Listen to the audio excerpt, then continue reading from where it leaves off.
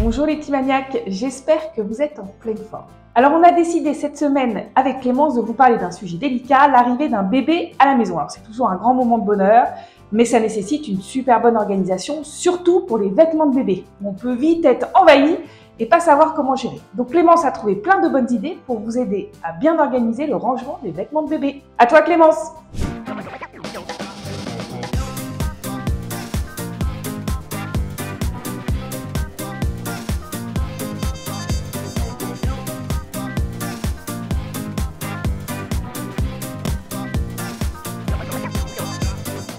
Merci beaucoup Pauline. Alors l'arrivée d'un enfant, ça change radicalement une organisation dans une maison, que ce soit dans son planning, dans sa gestion du temps, mais aussi bien sûr par un flot de nouveaux objets entrants, en vêtements, en puériculture, en hygiène, qu'il faut être capable d'intégrer chez soi. Et c'est pas forcément facile. Donc aujourd'hui, j'ai connu ce chamboulement puisque je suis maman, toute jeune maman d'un petit garçon de 12 mois et j'avais envie de partager avec vous les astuces que j'ai mis en place pour justement faire en sorte que ces objets du quotidien prennent pas le pas en fait sur tout le reste, ne deviennent pas un fardeau et soient facilement utilisés tous les jours sans prise de tête. Alors, mes petites astuces. Et avant de commencer, pour moi, il y a deux mobiliers qui sont vraiment essentiels pour y arriver au quotidien. C'est la penderie, pas forcément nécessairement très grande, je vais vous expliquer pourquoi, et une commode avec ses tiroirs. Voilà, ça c'est pour le mobilier, pour les vêtements.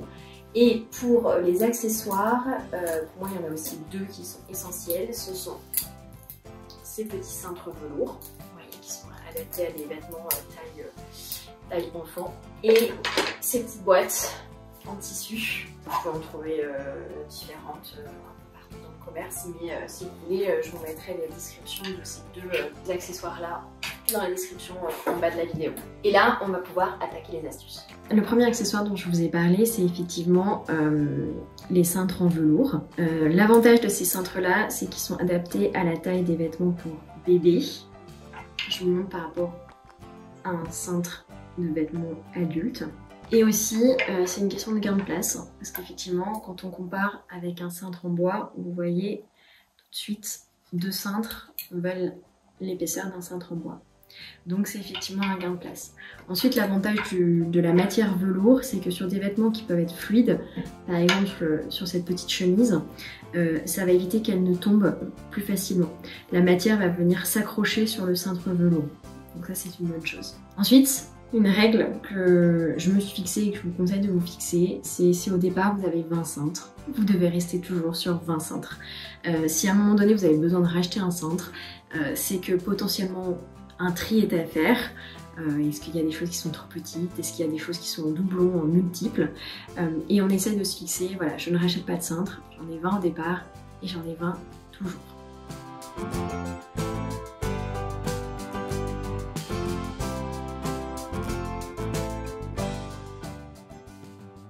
Et voilà, j'ai mes 20 cintres, répartis par catégorie, les chemises, les pulls, les gilets et les petites salopettes. Et j'ai même 3 petits cintres en attente potentiellement pour des vêtements supplémentaires. La deuxième astuce, c'est qu'on va venir utiliser ces petites boîtes en tissu pour venir plier en pliage vertical tous les autres vêtements qu'on met pas forcément en suspendu. Donc ça va être les bodys, les t-shirts manches courtes, les t-shirts manches longs, les pantalons, les shorts. Et on le fait par catégorie. Donc là par exemple je vais vous montrer, j'ai commencé à préparer pour les t-shirts manches longs. Donc pour plier, on fait comme on a l'habitude de faire, on peut plier une fois la manche, une deuxième fois la manche et on vient fermer. L'avantage avec les petits vêtements de nos bouts de chou, c'est qu'un pliage simple fonctionne aussi pour aller dans le compartiment. Et ensuite, toutes ces boîtes en tissu, vous allez le voir, je vais les intégrer dans la commode, aussi par catégorie.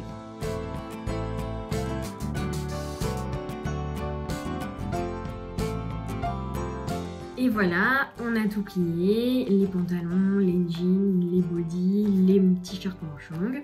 On va pouvoir venir les intégrer dans la commode selon deux règles. 1 par catégorie et 2 par utilisation. Avant ça, on va venir étiqueter. Donc moi j'aime bien les réutiliser. Vous en trouvez chez certains magasins qui mettent les étiquettes sur vos vêtements.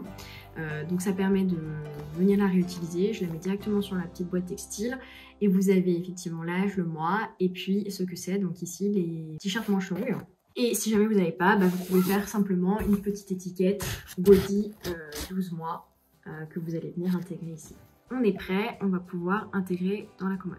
Et du coup, dans ma commode, par ordre d'utilisation, on a les bodys et les pyjamas, parce que c'est souvent ce qu'on utilise le plus, ou en urgence. Ensuite, les vêtements du quotidien, donc les pantalons puisqu'on est en hiver, les t-shirts manches longues et encore quelques t-shirts manches courtes, puisqu'aujourd'hui, il n'y a plus de saison. Et en dessous, je vais avoir les langes, les bavoirs, et les petits accessoires comme les chaussettes, les chaussures et je pourrais avoir plus tard ici les bonnets et les petits tours de cou. Et dans les deux derniers tiroirs, j'ai fait le choix d'y mettre le stock des cadeaux ou des dons qu'on m'a fait et que je vais garder mais qui sont encore pour l'instant trop grands pour mon petit bout de chou. Et du coup, je fais délibérément le choix de ne pas les plier dans des contenants pour me rappeler que ça n'a pas encore été utilisé et que ça doit être rangé et plié. Une dernière petite chose que je voulais partager avec vous, parce que je sais que c'est toujours un moment un peu difficile, c'est quand effectivement les vêtements sont devenus trop petits pour nos petits chouchous. Vraiment l'idée c'est d'essayer au maximum de ne garder que l'essentiel. Pas besoin de garder les 50 000 bodys. Même si vous avez prévu d'avoir un autre petit bébé derrière, inutile de trop s'encombrer. Essayez pour ça, pour vous aider, de vous fixer un volume qui est contenu. Typiquement, moi j'ai cette boîte là qui va me servir pour tout ce que je vais donner, donc au fur et à mesure, quand je vois des choses qui sont devenues trop petites et que je ne veux pas forcément garder, comme ça par exemple, comme ce petit short, je vais directement le mettre dans la boîte le soir quand j'ai considéré qu'il était devenu trop petit. Cette boîte, elle peut aussi vous servir effectivement si vous avez l'intention d'avoir un autre enfant et que vous voulez garder certains volumes de vêtements pour un prochain.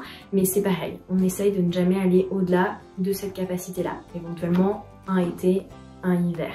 Et puis ensuite, il y a vraiment les vêtements qui nous rappellent des souvenirs très précieux avec nos enfants. Et dans ce cas-là, on n'a pas forcément envie effectivement de les donner, envie de les garder, de s'en imprégner, mais c'est pareil, on essaye de se contenir. Donc on essaye de choisir une taille de boîte raisonnable. Moi j'ai fait ce choix de cette boîte-là, on trouve aussi facilement dans le commerce. Et je vais y conserver uniquement les choses qui je le sais, me touchent quand je les vois et m'apportent un sentiment vraiment d'émotion, de souvenir. Donc c'est le cas notamment de ces petites chaussures qui me rappellent des souvenirs avec mon petit garçon et que je veux garder en mémoire et que je veux garder près de moi. Et dans ce cas-là, ça va aller effectivement dans ma boîte à moi de souvenirs. Et encore une fois, tous mes souvenirs ne doivent pas dépasser de cette boîte, uniquement cette boîte. Et dans ce cas-là, si un jour le nombre d'objets que j'ai intégrés dans cette boîte est trop important, et ben je ferai le choix de faire un tri. Comme pour les cintres, on va pas au-delà de 20, et ben moi je vais pas au-delà de cette boîte.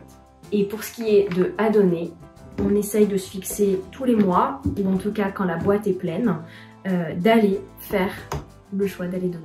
Voilà mes petites astuces. Voilà, et surtout bon courage à toutes les mamans du monde, parce que c'est le plus beau métier du monde, mais c'est aussi parfois le plus compliqué. Merci Clémence, c'était hyper intéressant, tu nous as donné plein d'idées et oui, on fait un gros bisou à toutes les mamans qui viennent d'avoir un bébé. Alors on va retenir 4 points essentiels.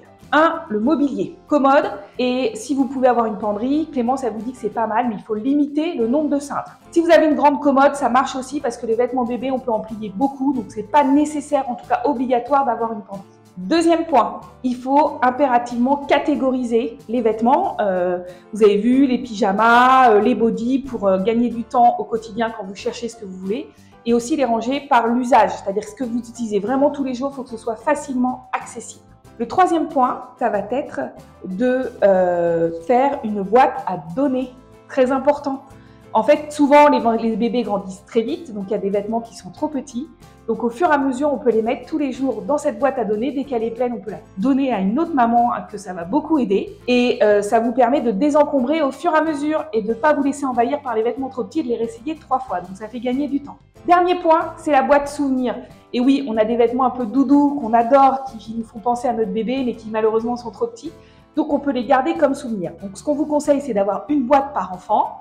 Mais il ne faut pas qu'elle déborde, donc c'est à vous de choisir quand vous rajoutez des choses dedans pour qu'il y ait toujours ce volume-là et qu'on ne se retrouve pas avec 3-4 caisses par enfant de vêtements doudou souvenirs. Voilà, donc tous ces conseils, ça va vous permettre de ne pas vous laisser envahir par les vêtements de bébé, de mettre en place tout de suite des bons réflexes qui vous serviront quand ils vont grandir et qu'ils seront même enfants voire ados. Voilà, ça va très vite, donc attention. N'hésitez pas à vous abonner à la chaîne Tuto de Maniaque pour nous soutenir. Vous pouvez également retrouver toutes nos coordonnées sur le site bypauline.fr et vous abonner à la newsletter et nous retrouver sur les réseaux sociaux. Merci beaucoup et à très bientôt.